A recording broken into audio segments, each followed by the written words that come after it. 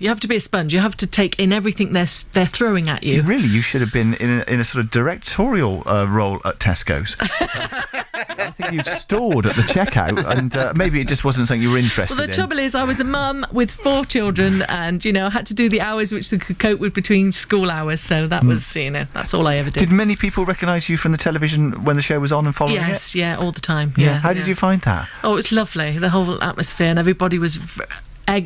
pushing me on to win and all this sort of stuff. I wasn't allowed to tell too many people, though. No. I had to keep it sort of quiet, but that was hard. But family sort of told other people, and then they sort of, how's she doing, and things like that. So it was great. What an experience. Great experience. So how did the two of you meet then? We actually grew up in the same cul-de-sac, which is bizarre because we never met there. His sister was best friends with my sister because they're older. There's a little age gap between us, isn't there? Yes, I'm much younger. A whole 8 years. So you bumped into each other when your previous marriages were over? And Well, no, it was more complicated than that. But let's not go into that. Gilbert Sullivan. Basically, we met at Gilbert and Sullivan, Clevedon GNS Society. When I was 14 and you were 22. Golly. 23. But everything's settled now. Yes. And Yeah, it's heartening to see you've made it official.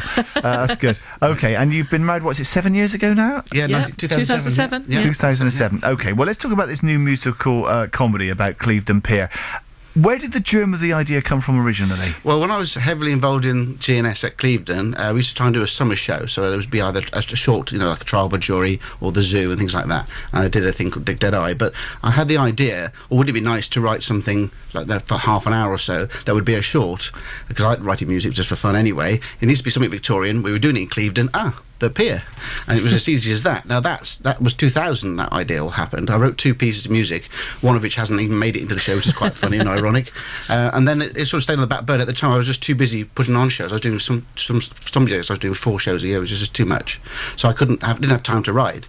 And as time's gone on, I thought, I'll go back and revisit that. And I sat down to write this thing a year or so. In fact, I started May the 29th last year, and I thought I'll just write a short piece. And before I knew it, I got a 3-hour show, which I've now had to cut down to a 2.5 hour. Well, you'll find that the cream rises to the top, and this is a good idea. I bet there's not anyone that you've mentioned this to who hasn't said, that's an intriguing guy. Everyone's had very positive. Believe me, I hear a lot of bad ideas.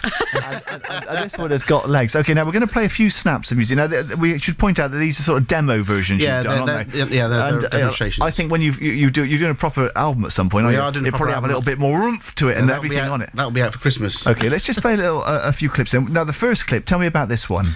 This is like the theme of the Pier. It's the background theme that reoccurs because it's a story through time. So the thing that links each time period is something like this music here. Okay, well, we'll talk about those different eras in a moment. Are you playing the keyboard on here? Yes, but it's all computerised, so I can cheat like mad. It doesn't matter if I play it really badly.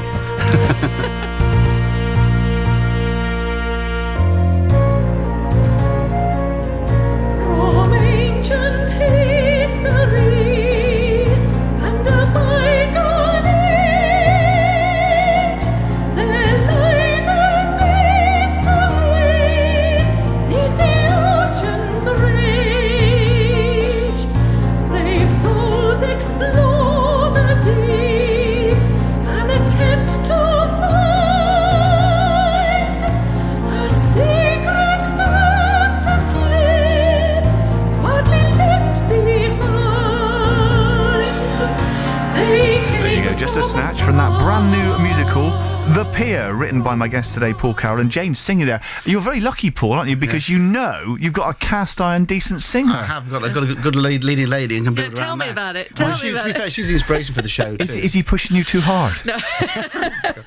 Well, the thing is, I haven't been singing very much recently, so it's actually nice to have this, something to look forward to. Sit down in a little room, record it, literally line at a time, and glue it all together. And we've done the chorus numbers, and both of us. So I've done 3 sopranos and 3 altos. He's done 3 tenors and 3 basses, just to put a chorus together. Just to make it sound like something. Well, as you mentioned, it's set in different eras. It starts off in the Victorian period, and it's all about whether the pier will be built in the first place. Yeah, well, that is a section of the show, but it starts off in the future. Gosh. Sorry, I just confused you. Is this in 2369? It's the 500th birthday of the pier, but we've had global warming and water levels have risen. The pier is now 33 metres below the ocean. Now you've gone into the realms of fantasy. I have, yeah. It started off on quite firm foundations. And there is another section where the pier, of course, falls down, which is the tragic element to it, I suppose. It is. That's exactly right. It was 1970 it fell down. This should be a Hollywood film. Okay.